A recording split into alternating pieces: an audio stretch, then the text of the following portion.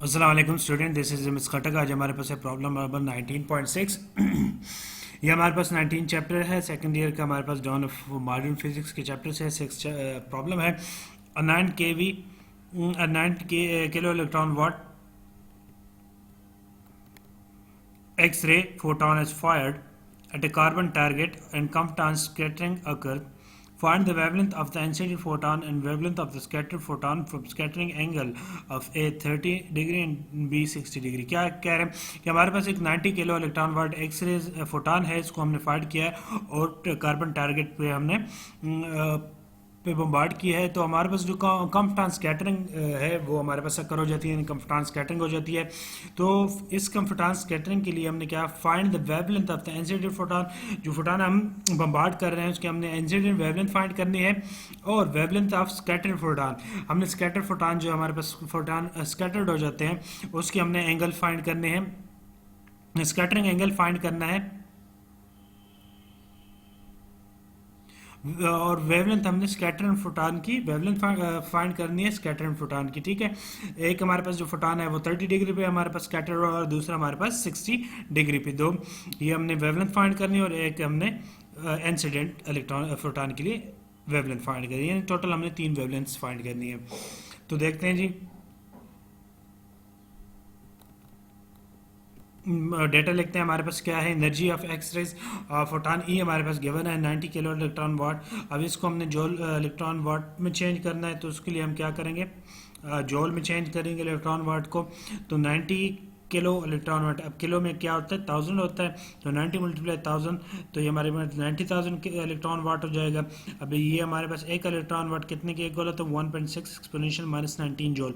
तो 90,000 multiply 1.6 exponential minus 19 joule multiply करेंगे तो हमारे पास वैल्यू आ जाएगी E is equal to 1.44 exponential minus 14 joule आ जाएगी। ठीक है, अब स्कैटरिंग एंगल हमारे पास दूसरा गिवन है, डेटा हम ये लिख रहे हैं थीटा 1 हमारे पास 60 डिग्री, दूसरा स्कैटरिंग एंगल थीटा 2 हमारे पास 6 एक हमारे पास 30 डिग्री और दूसरा हमारे पास 60 degree. Wavelength of incident photon lambda I हमने फाइंड करना है और स्कैटर्ड फोटॉन का हमने वेवलेंथ फाइंड करना है लेमडा एस। लेमडा एस हमने दो के लिए फाइंड करना है, थीटा के लिए, ठीक है, 30 के लिए और 60 के लिए।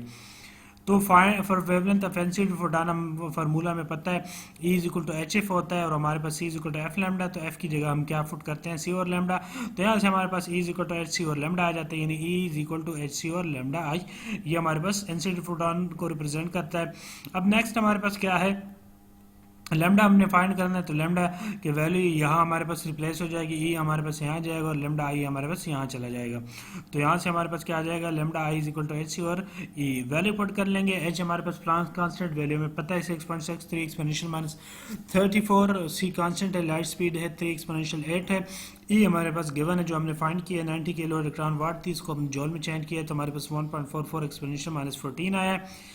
मल्टीप्लाई करेंगे ऊपर वालों को आपस में तो हमारे पास 1.989 एक्सपोनेंशियल माइनस 25, तो इस पर डिवाइड करेंगे तो हम सिंप्लीफाई करेंगे तो हमारे पास क्या आ जाएगा 1.38 एक्सपोनेंशियल माइनस 11 या 13 पॉइंट, ये हम पॉइंट एक यहाँ से यहाँ लेके जाएंगे तो माइनस एक माइनस बढ़ जाएगा तो माइनस 12 आ जाएगा।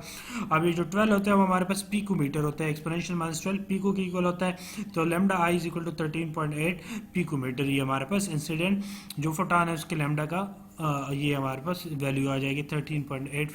ये इतने हमारे पास इंसिडेंट फोटॉन का इतना वेवलेंथ होगा 13.8 pico electron pico metre sorry. तो अब हमने स्कैटरिंग एंगल फाइंड करना है। अब स्कैटरिंग एंगल के लिए हम फार्मूला यूज करते हैं कंफटान वाला। तो यहाँ से हमारे पास क्या आ जाएगा, कंफटान इफेक्ट का जो हमारे पास फार्मूला है del lambda is equal to h और m naught c into 1 minus cos of theta.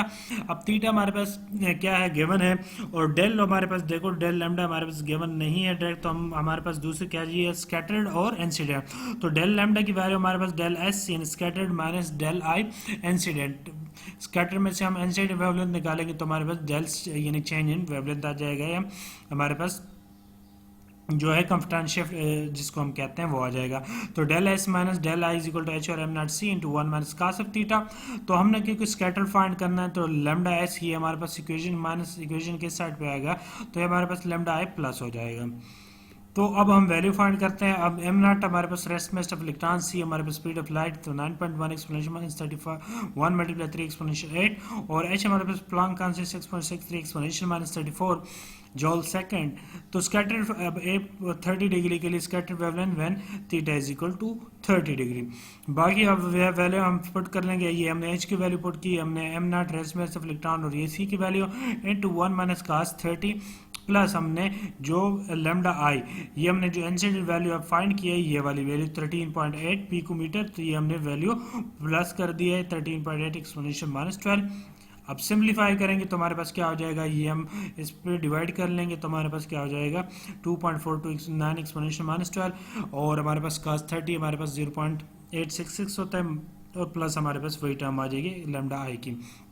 1 minus ही हम करेंगे 0.866, तो 0.134 आ जाएगा। इसको हम 2.429 एक्सपोनेंशियल 12 से मल्टीप्लाई करेंगे तो 3.25 एक्सपोनेंशियल 13 आ जाएगा, प्लस हम ये करेंगे 13.8 एक्सपोनेंशियल माइनस 12, तो हमारे पास 1.412 एक्सपोनेंशियल माइनस 11। अब पॉइंट यहाँ एक लेके आएंगे इस जगह पे, तो माइनस एक बढ़ जाएगा इन एक्सपोनेंशियल माइनस 12, और एक्सपोनेंशियल माइनस 12 हमारे पास किसकी इक्वल होता है, पिकोमीटर की। तो लेमडा एस 13 डिग्री के लिए हमारे पास क्या आ जाएगा 14.12 पिकोमीटर हमारे पास आ जाएगा। नेक्स्ट हमारे पास है 16 degree scattered wavelength when theta is equal to 60।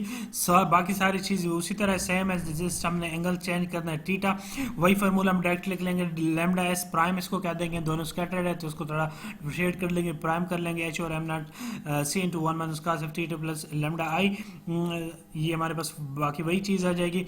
अब देखो एच और एम नॉट सी की वैल्यू हमने फाइंड की थी, वो हमारे पास इस पहले क्वेश्चन में से ये वाली आई थी, ठीक है।